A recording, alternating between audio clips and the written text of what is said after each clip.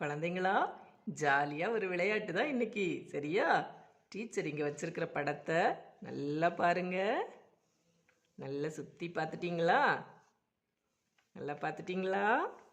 சரி, இப்போ இந்த படத்தை பாருங்க. நீங்கள் பார்த்த படத்தில் உள்ள சில படங்கள் இந்த படத்தில் இருக்காது. சரியா? அது என்னென்ன அப்படின்னு கண்டுபிடிச்சி அதோட பெயரை எழுதுங்க பார்க்கலாம்.